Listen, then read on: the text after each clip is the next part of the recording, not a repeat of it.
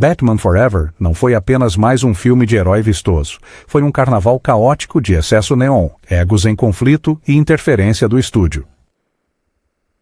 Por trás das luzes e dos trajes de borracha, espreitavam tensão, perigo e reviravoltas bizarras que quase descarrilaram a produção. De batalhas pelo Batmóvel a atores desmaiando no set, não foi uma jornada tranquila para Gotham, mas um barril de pólvora de drama de Hollywood. Hoje, vamos mergulhar em 20 fatos estranhos sobre Batman Forever, o filme que quase destruiu o Cavaleiro das Trevas antes que Christopher Nolan o ressuscitasse. E esperem até ouvirem o fato bônus, um segredo tão estranho que nem mesmo fãs hardcore o conhecem. Vamos nessa! Primeiro, Val Kilmer foi escalado sem saber. Val Kilmer não fez sequer um teste, nem sabia que estava sendo considerado. O diretor Joel Schumacher o escalou depois de vê-lo em Tombstone. Kilmer só descobriu quando a Warner Brothers anunciou publicamente. Na época, ele estava filmando O Fantasma e a Escuridão na África, cortado de toda a comunicação. De repente, ele era Batman. Porém, Kilmer mais tarde admitiu que se sentia preso no traje, incapaz de respirar ou ouvir direito. Membros da equipe disseram que ele se afastou no set, frustrado por não conseguir atuar através do capuz de borracha grosso. O que o público não sabia, sua performance distante, não era apenas uma escolha criativa, era sufocamento físico disfarçado de melancolia.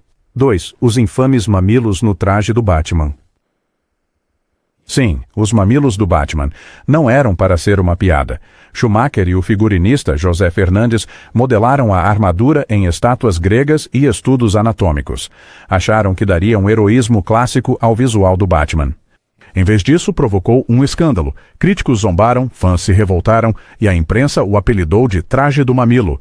Até George Clooney, que usou uma versão parecida em Batman and Robin, pediu desculpas depois. Mas aqui está a reviravolta. Os trajes eram tão apertados e frágeis que rasgavam constantemente. Alguns dias, a produção parava por horas, enquanto figurinistas remendavam buracos no peito de borracha do Batman. Não era só controverso, era um caos impraticável e caro. 3. Tommy Lee Jones odiava Jim Carrey. Não odiado, detestado. Carrey lembrou-se de Jones o confrontando num restaurante durante as filmagens, dizendo: "Não posso tolerar sua palhaçada." A relação de trabalho deles era tóxica. Jones, um ator de método, achava que as improvisações de Carrey arruinavam as cenas. Carrey, por sua vez, sentia que Jones tinha ciúmes de sua crescente fama. Membros da equipe disseram que se podia sentir a tensão, a energia selvagem de Carrey em choque com o desdém gélido de Jones. Ironicamente, seus personagens, o Charada e o Duas Caras, deveriam ser parceiros no crime. O que se vê na tela não é química, é hostilidade aberta mal escondida sob maquiagem e luzes de neon. 4. Michael Keaton abandonou o projeto por causa do roteiro. Michael Keaton estava originalmente escalado para retornar como Batman, mas ao ler o roteiro de Akiva Goldsman, ele recusou. Keaton disse a Schumacher que o filme de Batman e Robin estava muito exagerado, muito colorido, perdendo o tom sombrio que Tim Burton estabeleceu. Ele queria explorar a psicologia de Bruce Wayne mais a fundo, mas a Warner Bros. Insistiu num filme mais leve e comercial. Keaton se afastou, apesar de ter recebido uma proposta de salário enorme. Olhando para trás, sua partida talvez tenha salvado seu legado. Os fãs ainda o consideram um dos maiores Batmans de todos os tempos, completamente intocado pelo desastre de neon que veio depois. 5. O papel de Nicole Kidman era originalmente para Rene Russo. Antes de Schumacher contratar Val Kilmer, o estúdio havia escalado Rene Russo como o interesse amoroso de Bruce Wayne. Mas quando Kilmer entrou, a Warner Brothers decidiu que ela parecia velha demais ao lado dele, embora tivesse apenas 41 anos. Russo foi dispensada. Entra Nicole Kidman, que tinha 27 anos na época e acabara de fazer Um Sonho Sem Limites. O papel da adulta Chase Meridian foi reescrita para enfatizá-la como uma psicóloga sensual e sedutora, muito diferente da parceira sensata originalmente imaginada.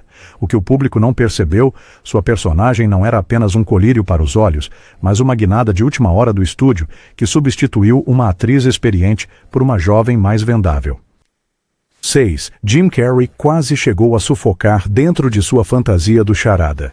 O spandex verde do Charada tinha um aspecto divertido na tela, mas nos bastidores, a realidade era brutal. Fatos justos ao corpo eram de material grosso que não respirava sob as luzes quentes do estúdio. Durante tomadas longas, ele suava tanto, segundo relatos, que membros da equipe tinham que espremer o líquido da fantasia entre as cenas. Um dia, Carey desmaiou no set, com dificuldade para respirar, preso na máscara apertada. A produção parou até o figurino modificar a roupa com aberturas ocultas. O que parecia energia excêntrica de Carey era, na verdade, uma atuação à beira da exaustão. Seu brilho maníaco teve um custo físico que o público nunca viu. 7. O Batmóvel era impossível de dirigir. O Batmóvel elegante e com barbatanas que Schumacher introduziu parecia um sonho febril de neon. Mas a verdade é que ele mal funcionava. O veículo de 30 pés tinha um motor personalizado que superaquecia constantemente, e as barbatanas alongadas chacoalhavam perigosamente durante as cenas de alta velocidade. Val Kilmer não conseguia controlá-lo em segurança, então dublês assumiram, mas até eles reclamaram que era como dirigir um carro alegórico a 100 milhas por hora. O estúdio gastou milhões consertando o carro após várias avarias, e aqui está o pulo do gato. Empresas de brinquedos pressionaram a Warner por um Batmóvel mais chamativo, por isso parecia tão impraticável. A lendária máquina não foi feita para combater o crime, mas sim para o merchandising. 8. Uma cena deletada explorava a loucura de Bruce Wayne. O público nunca viu um dos momentos mais sombrios do filme. Uma cena deletada mostrava Bruce Wayne entrando na Batcaverna para confrontar uma criatura gigante parecida com um morcego, uma alucinação representando sua psique fraturada. Kilmer filmou uma sequência bastante emocionante onde ele tirava seu capuz e perguntava: "Eu sou o Batman ou o Batman sou eu?" Schumacher a considerava o núcleo psicológico do filme, mas a Warner Brothers decidiu cortá-la com medo de que fosse muito sombria para as crianças. Anos depois, a cena surgiu em edições de home video, chocando os fãs que perceberam que Batman Eternamente quase teve uma abordagem mais séria. Em vez disso, o corte final se inclinou para o caos neon, enterrando o que poderia ter sido um momento marcante para Bruce Wayne. 9. As estranhas participações especiais de Drew Barrymore e Debbie Mazar. Duas das faces mais reconhecíveis de Hollywood apareceram brevemente como as capangas do Duas Caras. Drew Barrymore interpretou Sugar e Debbie Mazar interpretou Spice. Seus papéis eram minúsculos, essencialmente acessórios decorativos para o vilão de Tommy Lee Jones. Mas aqui está a parte estranha. Barrymore estava num ponto de viragem na carreira, vindo de uma série de lutas pessoais e má imprensa. Aparecer em Batman Eternamente foi sua forma de reentrar no mainstream de Hollywood, mesmo que fosse uma ponta com poucas falas. Hoje, os fãs esquecem que ela sequer esteve no filme, mas para Barrymore foi um trampolim para o renascimento de sua carreira no final dos anos 90, com Pânico e As Panteras. 10. Joel Schumacher brigava com o estúdio constantemente. Schumacher imaginava um filme do Batman mais sombrio, com profundidade emocional, mas a Warner Brothers queria brinquedos, promoções de fast food e cores amigáveis para crianças. O conflito era constante. Executivos do estúdio bombardeavam Schumacher com notas sobre brinquedos, compatibilidade com o McLanche feliz e tons mais leves. Membros da equipe lembravam que as ordens de serviço vinham com reescritas de última hora, descartando as ideias de Schumacher em favor de mandatos corporativos. Mais tarde, ele admitiu em entrevistas: "Fazíamos um comercial de brinquedos, não um filme. Batman Eternamente virou uma batalha entre arte e o comércio venceu." O número 11. A fantasia do Robin. Quase machucou Chris O'Donnell. A estreia de Chris O'Donnell como Robin deveria ser elegante e heróica. Em vez disso, o figurino quase o nocauteou. O traje era tão apertado que O'Donnell não conseguia respirar direito durante as cenas de luta. Pior, o peso da capa puxava seu pescoço e, numa cena, o jogou para trás, batendo a cabeça no Batmóvel. O'Donnell mais tarde admitiu: era como lutar num traje de mergulho. O esforço físico não afetou só suas acrobacias, mas também esgotou sua paciência. O que o público não sabia é que a estreia explosiva de Robin veio com hematomas, sufocamento e um ator frustrado que se perguntava se teria um momento adequado para brilhar. A canção Kiss from a Rose, de Seal, não era para estar no filme. A balada assombrosa Kiss from a Rose é agora inseparável de Batman 4. que por pouco não entrou no filme. Seal escreveu a canção anos antes e não gostou tanto que a engavetou. Joel Schumacher a descobriu e insistiu que seria perfeita para a trilha sonora. A Warner Brothers concordou relutantemente, mas não tinham ideia do que tinham em mãos. Quando o single foi lançado junto com o filme, explodiu, ganhando múltiplos Grammys e ressuscitando a carreira de Seal. Ironicamente, o maior legado de Batman para sempre não foi a Gotham Neon ou o Batmóvel, foi uma canção de amor que o cantor queria esquecer. O estúdio era um risco de incêndio. Os cenários de Batman Forever eram enormes, cheios de neon e pirotecnia, mas esse espetáculo trazia perigo. A equipe sussurrava que os estúdios pareciam armadilhas de fogo, luzes superaquecidas, fumaça mal ventilada e fios pelo chão. Numa caótica filmagem noturna, faíscas pirotécnicas incendiaram parte do covil do Charada. Ninguém se feriu, mas a produção parou por horas, enquanto os bombeiros liberavam o cenário. A Warner Brothers tentou manter isso em segredo, mas quem estava por dentro sabia que as filmagens estavam a um acidente de se tornar uma catástrofe. A ironia? Gotham City parecia perigosa na tela, mas o perigo real estava por trás das câmeras. Val Kilmer e Schumacher entravam em conflito constantemente. Kilmer não estava frustrado apenas com o bate-traje. Ele estava frustrado com Schumacher. Relatos dizem que Kilmer às vezes se recusava a falar com Schumacher no set, comunicando-se apenas por intermediários. Schumacher, por sua vez, chamou Kilmer de infantil e impossível.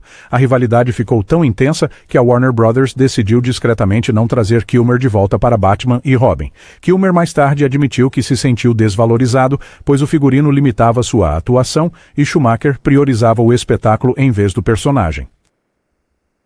O que o público não viu, um ator de Batman em guerra aberta com seu diretor, seu confronto silencioso ecoando em cada olhar sombrio que Kilmer lançava enquanto vestia a capa e o capuz. A máquina de merchandising assumiu. Batman Eternamente não era apenas um filme. Era uma máquina de merchandising. A Warner Bros. Fechou acordos com o McDonald's, fabricantes de brinquedos e até cereais matinais. A pressão para vender produtos se infiltrou no próprio filme. Cenas inteiras, como a perseguição do Bat-barco, foram supostamente concebidas pensando nas vendas de brinquedos. Os membros da equipe brincavam que estavam filmando o comercial mais caro do mundo. Schumacher até admitiu que cada figurino, veículo e aparelho precisava ser aprovado por designers de brinquedos antes das câmeras começarem a rodar. O que os fãs não sabiam, Batman Forever não se tratava apenas de salvar Gotham. Era sobre salvar os lucros trimestrais da Warner Brothers. A atuação de método de Jim Carrey enlouqueceu a todos. Jim Carrey não apenas interpretou o Charada, ele o viveu. Entre as tomadas, Carrey permaneceu no personagem, pulando pelo set, falando em enigmas e pregando peças nos membros da equipe. Embora gerasse uma energia espontânea para o papel, exauria as pessoas à sua volta. Os figurantes lembravam-se de Carrey a correr em traje completo, gritando adivinhas ao acaso, mesmo quando as câmeras não estavam a rodar. Para o diretor, essa imprevisibilidade era, ao mesmo tempo, uma bênção e uma maldição. Isso fazia as cenas ganharem vida, mas também desorganizava os cronogramas de filmagem.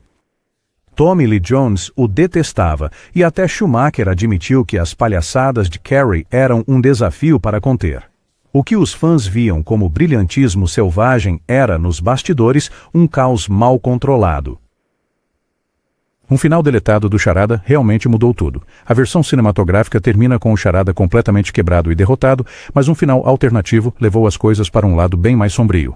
Nessa versão descartada, Edward Nygma acredita firmemente ser o Batman após ter absorvido a identidade de Bruce Wayne através de sua avançada máquina de ondas cerebrais.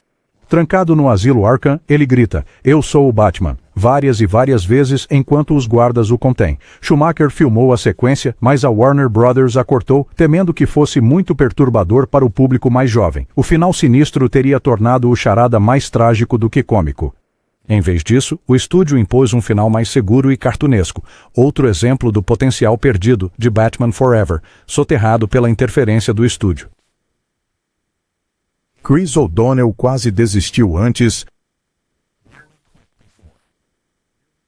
O'Donnell ficou animado com a franquia Batman, mas a experiência Perguntou.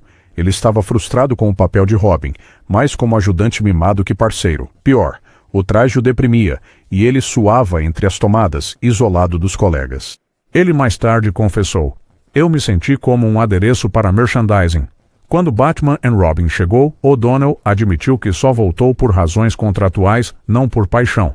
O que os fãs não perceberam é que a chegada de Robin, que deveria iniciar uma nova era para o Batman, quase terminou antes de começar graças a figurinos exaustivos e roteiros superficiais. 19. A Warner Bros. Testou múltiplos cortes do filme. Os executivos não confiavam na visão de Schumacher, então exibiram várias edições diferentes para o público de teste. Alguns cortes eram mais sombrios, explorando o trauma de Bruce. Outros aumentavam o humor exagerado e o espetáculo neon. No final, a Warner Bros. Costuraram um corte de compromisso para agradar a todos. O resultado? Um filme irregular, parte drama psicológico, parte comercial de brinquedos. Fontes internas dizem que o corte original de 3 horas era quase irreconhecível comparado à versão cinematográfica. O que os fãs não sabiam, Batman Eternamente não era um filme, mas vários costurados com o material mais sombrio escondido num cofre até que lançamentos em home video começassem a revelar fragmentos anos depois. O elenco sabia que não dava certo. Nas turnês de imprensa, sorrisos educados, mas no set, as dúvidas pairavam. Kilmer sentia-se sufocado. Jones odiava Carey. O'Donnell estava infeliz. Até Kidman mais tarde admitiu que sua personagem não tinha profundidade. Membros da equipe sussurravam que a produção estava descontrolada, mas a Warner Bros. Não se importava. O filme foi uma verdadeira máquina de vendas. Quando estreou, as críticas foram mistas, mas a bilheteria ultrapassou $300 milhões. Para o estúdio, aquilo foi uma vitória. Para o elenco e para o diretor, foi um aviso.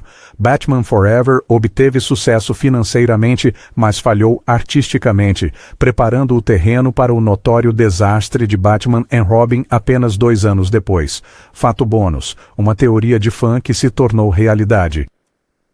Por anos, um boato bizarro circulou em círculos de fãs de que Schumacher originalmente pretendia Batman Forever, como uma metáfora para a identidade reprimida de Bruce Wayne, com a Dra. Chase Meridian representando a terapia e o charada, simbolizando a obsessão intrusiva. Parecia um exagero dos fãs até que o próprio Schumacher, mais tarde, admitiu que havia inserido um subtexto psicológico no filme, grande parte do qual o estúdio cortou. Aquela infame cena deletada da alucinação do morcego não foi aleatória. Era o cerne de uma história mais sombria sobre identidade, trauma e autoaceitação. A tragédia é que a Warner Bros. A enterrou por causa de Happy Meals e brinquedos. O que os fãs viram foi um caos neon. O que eles quase tiveram foi uma obra-prima psicológica, Batman. Eternamente não foi apenas mais uma sequência de super-heróis. Era o cruzamento de 2 visões concorrentes, arte versus comércio, escuridão versus neon, psicologia versus espetáculo. O que o público não sabia é que por trás do horizonte brilhante e dos trajes de borracha havia uma história de egos em conflito, fantasias sufocantes, obras-primas deletadas e um estúdio com muito medo de deixar Batman ser complexo. Seu legado? Um filme estranho e fragmentado que ainda fascina pelo que quase foi. Então, o que vocês acham? Batman Eternamente foi uma joia incompreendida ou um pesadelo neon? Deixem suas opiniões nos comentários, deem um like e se inscrevam para mais segredos dos bastidores. Porque em Hollywood, nada é o que parece ser.